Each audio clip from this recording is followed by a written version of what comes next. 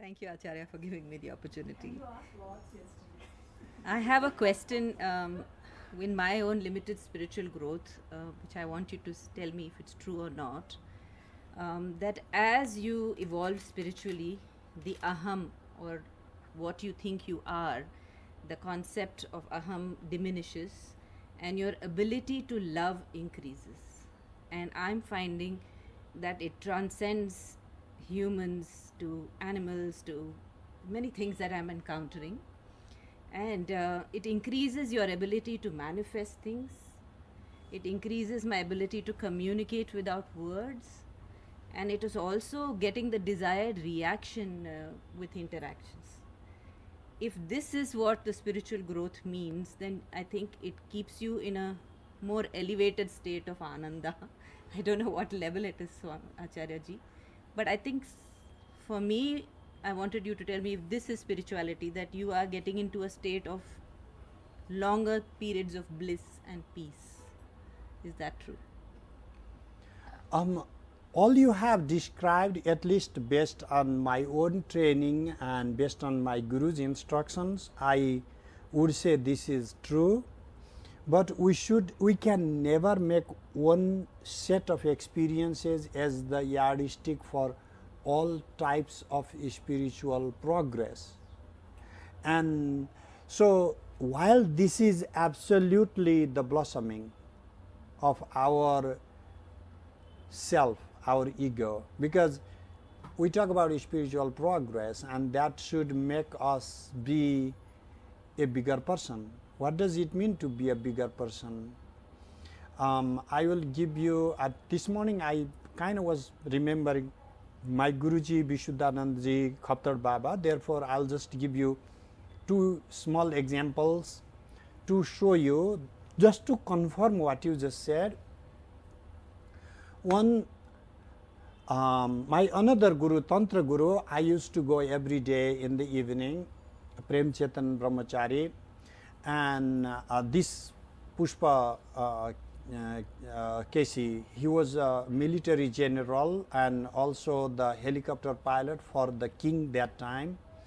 And one time he went to the Khaptar, where Khaptar Baba or Vishuddhananda was, living. It's like 16,000-17,000 feet high lake, high mountain, and those days it would take 7 days of walking just to have a human encounter. Like these days, still you need to go for 3 days just to walk without any human encounter. And that time he had like a old style camcorder, like he recorded one snow leopard. Babaji is just taking little sun bath and just kind of lazying, and the snow leopard comes and kind of rubs his back, and as long as he likes, and he's trying to get attention of Babaji, and then Babaji is like doesn't care, like the cat coming, and who cares you kitty, and then the cat is like this snow leopard just kind of gives his back like a little hit and then moves on like you don't care, I don't care too. So that is one. This is in the wilderness. I hope you guys can understand how he is not, I'm not talking about some tamed, trained animal like in the circus, okay? I'm talking about somebody living in the Himalayas and actually having the level of friendship that animals come and with love, they feel they belong to their own tribe and they are sharing their love. And I was having some serious conversation around 1993 with Khaptar Baba. By around that time, Baba was already like I think 98 years old or so. And I had a confusion regarding Savitarka and Savichara Samadhis. These are the states in the Yoga Sutra. And then I asked Baba, what is the grading? How do you define? And Baba said, okay, recite the sutra now. And then I recited one sutra and Baba says, recite the other sutra. And the other sutra was the previous one. And then I could not, go back in the book. And then Baba, I can only go forward, I can't go backward. And Baba laughed and then recited the sutra for me. I'm like, Baba, you read this book every day? Because I felt so good, this Yoga Sutra Baba does, And then Baba laughed, and then he said, I read this book 80 years ago.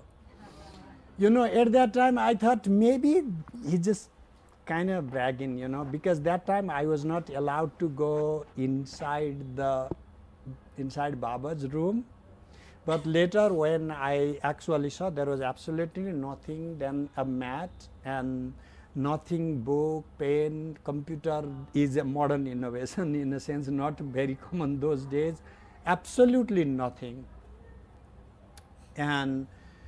But that is not enough. I'm first of all talking about the memory of a 98-year-old man, but then that is not enough. What happens next is Baba always like ask me any question, and it's not a lifestyle question, Guru, okay? So you go and ask him from Yoga Sutra, from Tantra, from Vedanta, actual technical question. And then at one point I realized I hadn't asked the question, and he was answering the question. Baba always said, come with a question, a real question.